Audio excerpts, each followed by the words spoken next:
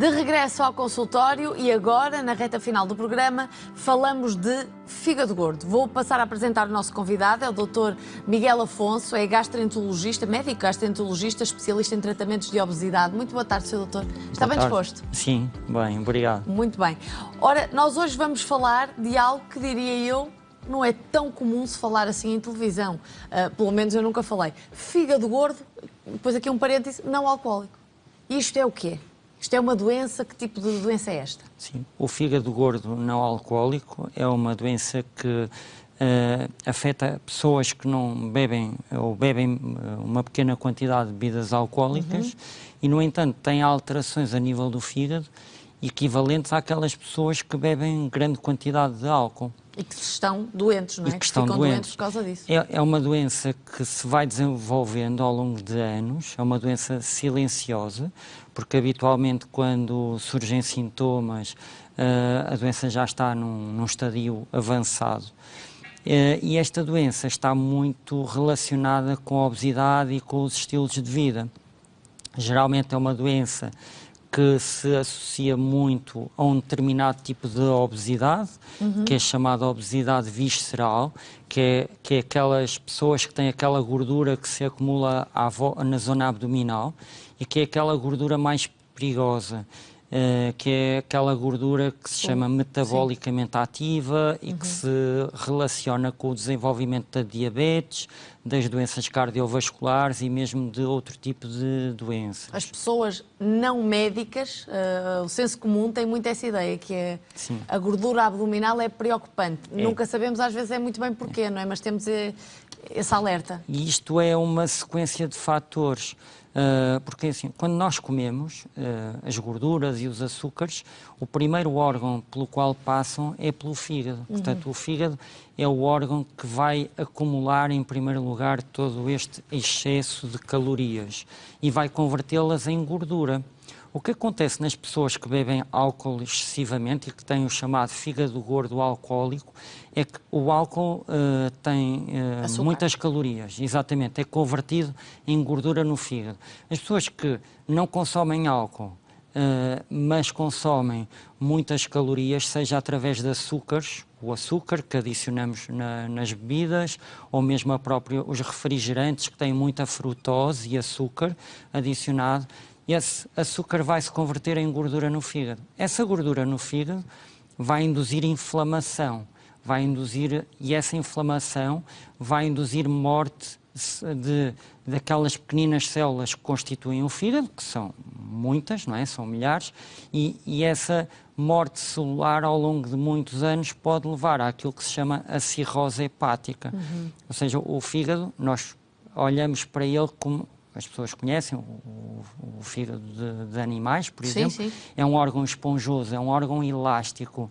E esse órgão, à medida que vai havendo esta inflamação e destruição do órgão, ele vai cicatrizando e vai ficando menos esponjoso e mais duro e vai perdendo a sua função. E é isso que pode, ao longo de muitos anos, neste caso do fígado gordo não alcoólico, de uma dieta com excesso de calorias, excesso de açúcar, excesso de gorduras, vai levar a uma destruição do órgão e à perda da sua função, o que pode levar até um transplante hepático, em último caso, no limite. Claro que nós, quando pensamos em comer açúcares, em fazer uma dieta altamente desequilibrada, pensamos em muita coisa. Eu tenho a certeza que muitas pessoas não pensam no fígado. Não, é uma doença desconhecida, completamente desconhecida, mas hoje em dia nos Estados Unidos, o fígado gordo não alcoólico já é a maior causa de transplante hepático. E isto tem tudo a ver com a alimentação. Exatamente. E tudo prevenível. É assim, claro que quando eu digo isto não é para criar o alarme social, é apenas para criar consciência a uma doença que é silenciosa, que nós sabemos que afeta cerca de 30% da nossa população e que a maior parte das pessoas, muitas pessoas mesmo, em Portugal, e que a maior parte das pessoas desconhece porque faz uma ecografia abdominal e a ecografia mostra que tem gordura no fígado, mas as pessoas não estão consciencializadas para que o excesso dessa gordura é tão perigosa como a gordura noutro local qualquer. Noutro órgão No coração, qualquer. por Claro. exemplo, se for gordura no coração, as pessoas ficam preocupadas porque sabem que isso pode levar a problemas graves, mas a gordura no fígado também pode levar a problemas graves, porque o fígado é um órgão essencial para a vida e para termos saúde. Claro, e é um órgão muito importante que as pessoas às Claro. vezes nem lhe dão a devida atenção. Lá está, pensam no fígado quando pensam em cirrose ou quando pensam em pessoas com hábitos de álcool que são devastadores, não é? Muitas Exatamente. vezes. Não pensam que tudo aquilo que nós comemos todos os dias o está a danificar. Portanto, falou-me em 30% da população, que é uma coisa assim esmagadora, não é? O que é que nós podemos fazer ou quando suspeitar? Eu imagino, isto é, sou eu, Débora, senso comum, a dizer, não sei se há inflamação, não sei se há dor, como é que as pessoas chegam até... como é que descartam esta possibilidade, no fundo?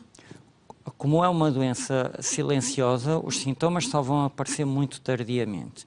Então há formas de rastreio. Uma pessoa que tem excesso de peso ou obesidade deve fazer um check-up regular, deve tentar perder peso, ter hábitos de vida mais saudáveis, exercício físico, comer mais fibras, mais vegetais, beber menos refrigerantes, portanto, ter esses cuidados. Mas quando vai ao seu médico de família, pode fazer alguns exames simples, análises de sangue ou uma ecografia que vai mostrar se tem alterações nas análises do fígado ou mesmo deposição de gordura na ecografia. Mas são exames específicos? Não são os exames mais específicos, mas quando existe alguma alteração que faça suspeitar que a pessoa tem um fígado gordo, ou seja, que tem uma ecografia em que no relatório o médico escreve que tem esteatose hepática, que é gordura no fígado, ou que tem alterações nas análises do fígado, esse paciente deve ser referenciado para uma consulta da especialidade e, nessa altura, o que é que nós fazíamos antes? Fazíamos uma biópsia ao fígado, que era um exame invasivo, ou seja, com riscos que nós fazíamos a nível hospitalar, com um curto internamento, mas que tinha os seus riscos. Hoje em dia existe um equipamento que é o FibroScan, que até temos um vídeo que pode ilustrar um bocadinho às pessoas o que é e que permite substituir em parte essa biópsia e permite avaliar o grau de gordura do fígado que a pessoa tem, de uma forma muito objetiva e quantificada. Sim. E também o grau de fibrose, ou seja, em que nível é que está a doença, se não tem fibrose e se ainda está num grau muito inicial em que a perda de peso vai reverter a doença, ou que já existe alguma fibrose. Sim. E que é importante mantermos uma vigilância mais apertada. Portanto, este é um meio de diagnóstico importantíssimo para... no fundo, para diagnosticar também este tipo de problemas, e temos um vídeo e podemos passar a vê-lo. Our new piece of equipment called the FibroScan is a machine that measures how stiff the liver is in a non-invasive way as an indirect marker of how much scarring is in the liver. The patient can have this procedure done at the same day they come in for clinic.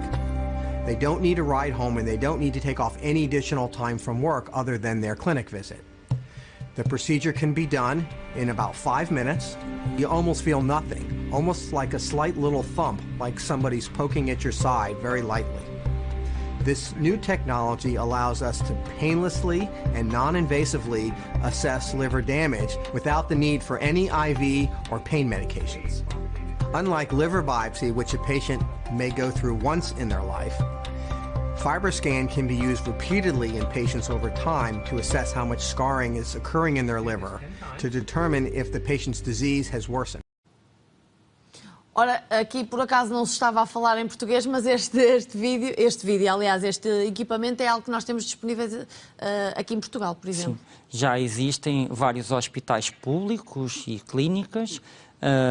Este equipamento pode ser utilizado muitas vezes em substituição de uma biópsia hepática, até para controlar a resposta a um tratamento, não só no fígado gordo, não alcoólico, mas também nas doenças do fígado por outras causas, como por hepatites B, C, pessoas que estão em tratamento, e que hoje em dia cada vez mais se faz este exame para controlar como é que o paciente está a evoluir, mesmo em relação ao tratamento, e, portanto, tem sido aqui uma boa arma em termos de diagnóstico que nós temos disponível.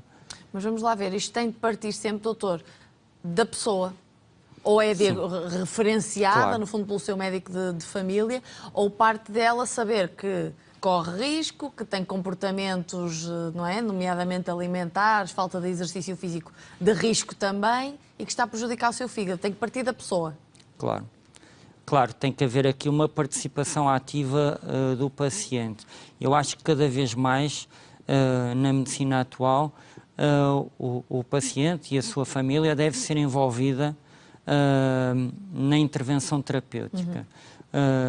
Porque nós, principalmente em tratamentos da obesidade, os resultados dependem em grande medida do próprio paciente, da motivação que ele tem. Sabemos que não é fácil perder peso, mas a experiência que eu tenho tido é que, envolvendo o paciente e a família e mostrando objetivamente através, por exemplo, nós quando fazemos tratamentos de obesidade, fazemos muitas vezes o fibroscan no início do tratamento e fazemos ao longo do tratamento ou no fim do tratamento, para o paciente perceber realmente aquilo que melhorou na sua vida, não é? a evolução, porque nós não queremos que o paciente apenas perca peso, mas que ele perceba que o cuidado deve existir para o resto da vida.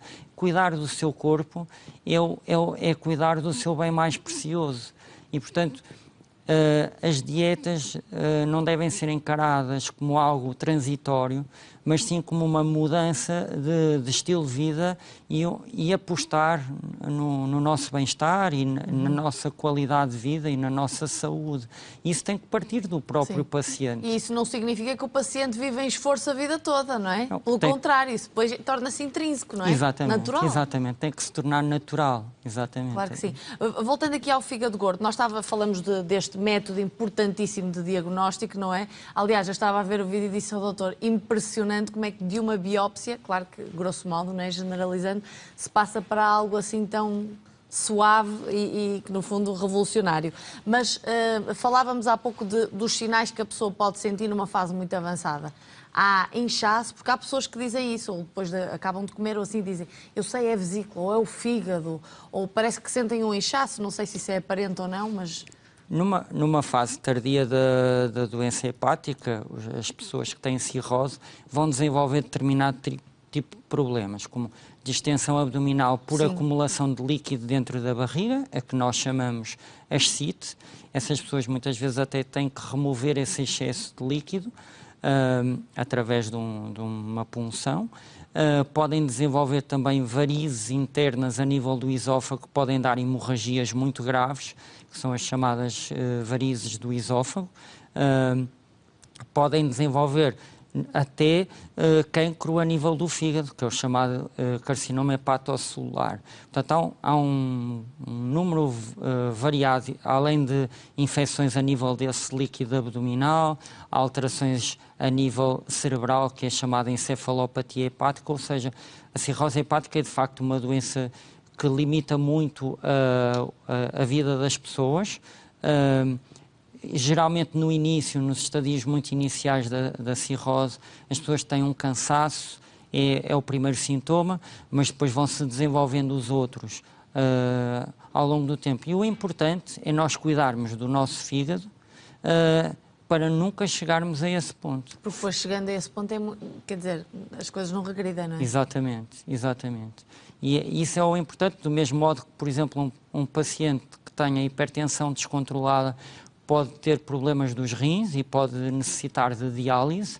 Isto também é um pouco a mesma coisa. Um paciente que desenvolve uma cirrose hepática pode precisar de um transplante hepático e, portanto, é muito importante. E isto não acontece apenas com as pessoas que tiveram hepatites ou com as pessoas que consomem ou que consumiram drogas ou que consomem excessivamente álcool. Isto pode acontecer mesmo com pessoas que têm obesidade.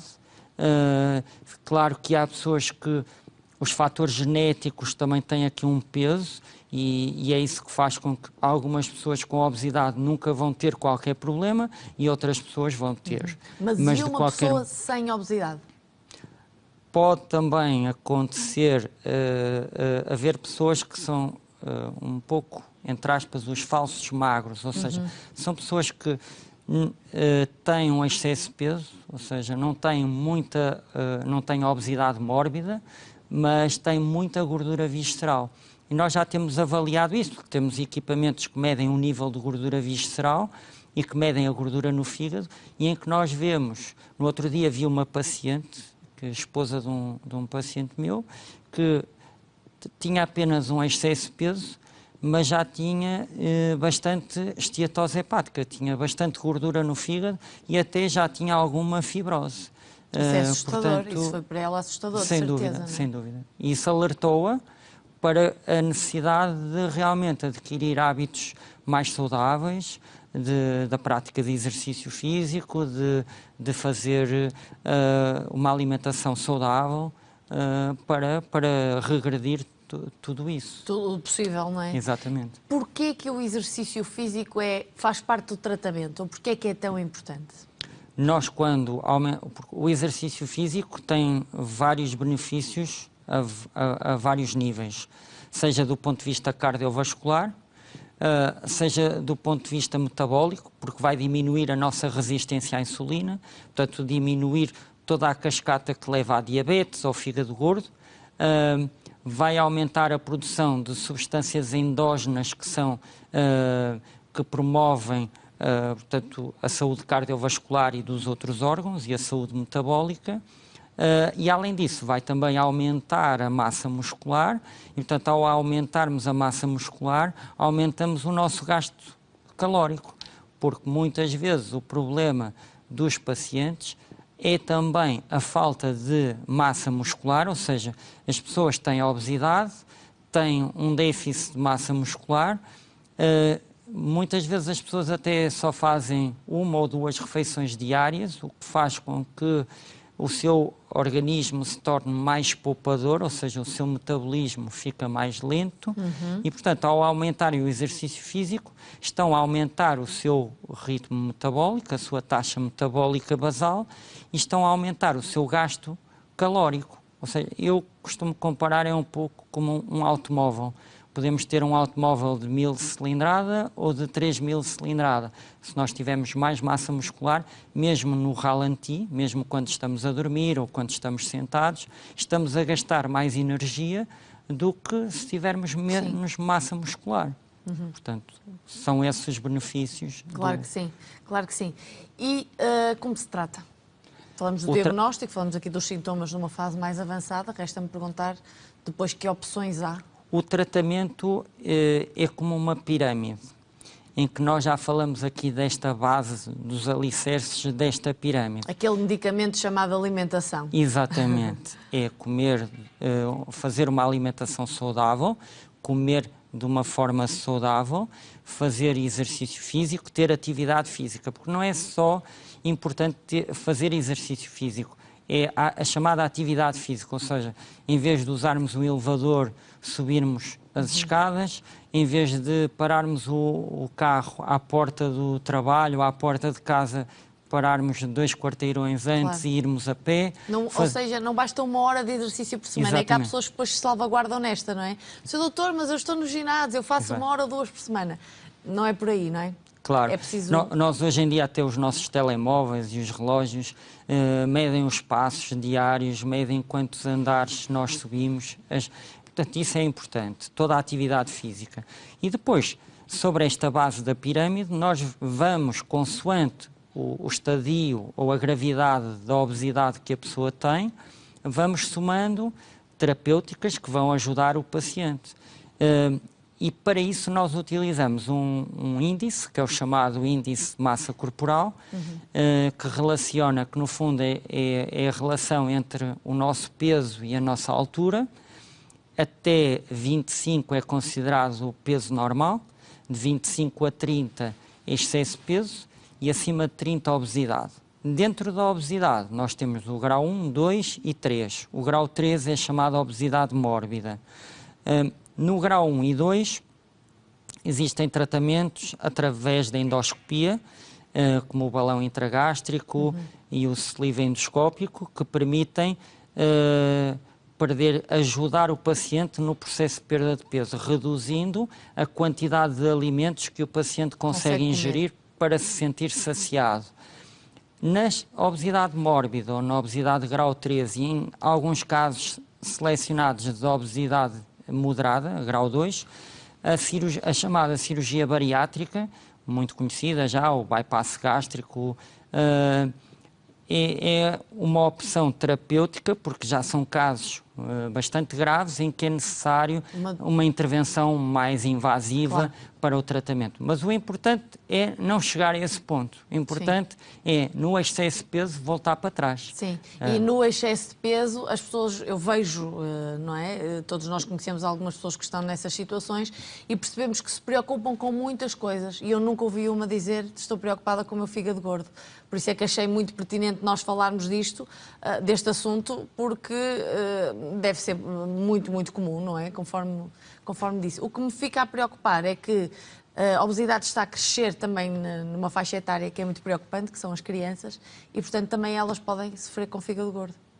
Sem dúvida. Até porque é uma faixa etária onde o consumo de refrigerantes e fast food é muito comum. Cada vez mais, hoje em dia, aqueles hábitos, aquela comida que as nossas avós nos davam, os legumes, a fruta, cada vez as crianças consomem menos. E criar esta consciencialização de que existem algumas doenças, como o fígado gordo, que são silenciosas e que levam-nos à nossa saúde. E que nos levam à saúde, exatamente. É importante criar a consciência para não chegarmos a um ponto em que tenhamos que fazer uma cirurgia, um tratamento mais invasivo. Por exemplo, é um pouco como esta questão do Covid. As pessoas hoje em dia todas usam a máscara porque é uma doença que não se vê, mas que nós sabemos que existe e que pode ser muito letal, pode ter consequências muito graves. E com o fígado gordo eu penso que se passa um pouco isso, só que é uma doença que não é tão conhecida e reconhecida pela sociedade em geral. O que não quer dizer que não exista, muito prevalente, não é? E que no caso de uma cirrose hepática também podem ser necessários cuidados intensivos, também podem ser necessários tratamentos muito invasivos. Inclusivamente, numa daquelas reuniões que houve do Infarmed, houve uma epidemiologista que estava a falar que um dos fatores de risco para internamento em UCI em pacientes com Covid, além da obesidade, era a cirrose hepática. Porque são pacientes que têm a sua imunidade muito comprometida. Portanto, o importante é as pessoas perceberem que podem evitar chegar a esse ponto. E, portanto, não é criar alarmismo, mas é criar consciência social de que esta é uma doença silenciosa, é uma doença pouco conhecida e que tem um tratamento muito simples, que é ter uma boa alimentação e ter hábitos saudáveis de exercício físico. Aqui nós podemos dizer que a obesidade, tantas vezes, quando vemos pessoas que sofrem desta doença, não é? Que falam dos joelhos ou que depois perdem totalmente mobilidade, aqui é o corpo a dar de si, a perder mobilidade, só que depois quando perde de uma forma abrupta, não é? Portanto, convém mesmo falar sobre isto. Como é que se diz o nome? Esteatose? Sim, é esteatose hepática. No fundo, o fígado gordo não alcoólico tem várias etapas. Sim. A primeira etapa é a chamada esteatose hepática, significa gordura no fígado. A seguir vem a chamada esteatohepatite, que é a gordura no fígado mais inflamação. E a seguir vem, no fim, a chamada cirrose hepática. Isso sim, mais conhecido, não é? Claro, mais conhecido. Mas não tão comum, digo eu. Não tão comum, felizmente é raro, não é? É raro, ou seja, se nós dizemos que temos 30%, 20% a 30% das pessoas que podem ter esteatose hepática, só uma fração delas vai ter esteatohepatite. E a seguir, só uma fração muito pequena dessas pessoas com esteatohepatite é que vão desenvolver cirrose. Mas a propósito disso é curioso, porque outro dia eu vi um paciente meu que iniciou um tratamento no ano passado. De obesidade? De obesidade, e ele tinha alteração das análises do fígado, tinha na ecografia esteatose hepática e na altura ainda não tínhamos disponível este equipamento. Portanto, ele tinha todos os sinais de ter uma esteatohepatite. Entretanto, é uma pessoa que incorporou muito bem a mensagem, mudou os hábitos alimentares, pratica exercício físico com muita regularidade e há umas semanas fizemos o FibroScan e eu até em brincadeira disse assim, o senhor vai ter menos gordura no fígado do que eu. E era verdade. Ele neste momento tem menos gordura no fígado do que eu próprio. Pois. E portanto... Isto significa que uma pessoa que estava doente há cerca de um ano, neste momento está saudável. Pois. E tratou-se com um medicamento chamado alteração do estilo de vida, que é impactante, dá um bocadinho de trabalho, obviamente, pelo menos naquela fase inicial, claro. Mas é como tudo, não é? Mas ele ficou super satisfeito e claro. Isso eu acho que é o maior prémio que as pessoas podem ter, não é? Claro que sim. Dr. Miguel Afonso, já volto aqui para me despedir e para conversar consigo. Para já, volto para o Pedro Carvalho da Silva, desde ontem, aliás, o programa das tardes do Porto Canal. Hoje com viagens sempre muito doces, há sempre uma passagem aqui, não sei quem faz os alinhamentos, mas há sempre uma passagem, sempre o cunho da gastronomia. E muito bem. Pedro, olá, boa tarde. Olá, Débora. É verdade, essa marca da gastronomia e dos vinhos está sempre presente. E tem que estar, ou não fôssemos nós, gentes do Norte, nós aqui gostamos de comer e beber bem. E por isso... E receber. Muito bem dito, Débora. Muito bem dito. E, portanto, para além da gastronomia, que é sempre uma marca aqui do nosso programa, vamos ter histórias giras para contar. Olha, por exemplo, vamos percorrer a Muralha Fernandina, que é um espaço histórico aqui na cidade do Porto, que algumas pessoas podem, eventualmente, quem estuda um bocadinho mais história, ou quem se interessa por história, pode pensar que foram mandadas construir pelo rei Dom Fernando, mas não. Foram mandadas construir pelo avô. Foi concluídas no tempo do rei Dom Fernando, de serem muralhas fernandinas. Vamos conhecer um bocadinho da história. Ainda no Porto, vamos hoje passear até à Livraria Lelo, que é um espaço iconográfico, como toda a gente sabe, em termos culturais da cidade do Porto. Hoje vamos até à Lelo. Das livrarias mais bonitas do mundo. Do mundo, exatamente, com aquela escadaria absolutamente fantástica. Já abriu? Sim. Com limitações, mas sim, com claro, limitações, porque as livrarias abriram na primeira fase do desconfinamento. Certo. Aliás, daqui a pouco o Primeiro-Ministro vai falar ao país, vamos perceber como é que vai ser esta segunda fase do desconfinamento. Mas isso são outros 30 que vão marcar o dia, apesar de tudo. Olha, vamos também falar da Semana Santa em Braga, vamos ver como é que está a ser. Evidentemente, com o confinamento não há o que todos os anos costuma acontecer, mas vamos perceber como é que a data está a ser marcada em Braga. E como te disse, vamos ter ainda muitas mais histórias relacionadas sempre com natureza e património, porque são aquelas grandes marcas do nosso espaço. Não é só a gastronomia e os vinhos, é também a natureza, a história, as lendas, as tradições, sem nunca esquecer, evidentemente, a informação, porque de meia em meia hora estamos sempre a atualizar os nossos telespectadores. Significa que podem estar a ver as histórias bonitas, a beleza que nós temos no nosso Norte, sem estarem desatualizadas, porque vamos-lhes fazendo apontamentos informativos. E pronto, é isso que nós temos para oferecer daqui a pouco. Sem perderem o Norte. Pedro Carvalho da Silva e a toda a equipa, bom trabalho, aqui estarei a acompanhar. Obrigado, um beijinho. Muito obrigada. E é já a seguir ao consultório. Para já, Dr. Miguel Afonso, muito obrigada por ter vindo ao consultório. Obrigado. Foi muito esclarecedor. Bem, podemos já dizer para não comerem muitas amêndoas da Páscoa, podem ser só algumas. Mas a Páscoa e o Natal são 2, 3 dias no ano. Portanto, se nós, durante o ano, tivermos uma boa alimentação, podemos abrir uma exceção. Claro que sim. Acho que isso também faz parte da vida, não é? Claro, então não faz. O importante é o que fazemos entre essas épocas, não é? Não, não nessas épocas que são muito, muito pontuais. Amanhã, sexta-feira santa, aqui estaremos para o consultório às 2 da tarde. Posso já adivinhar os temas que aí vêm. Falaremos de autismo, falaremos de menopausa e falaremos também de suplementos alimentares. Pode ir preparando e deve as suas questões e liga-nos amanhã por volta da hora do programa. Daqui, seguimos para o Viver Aqui. Até amanhã.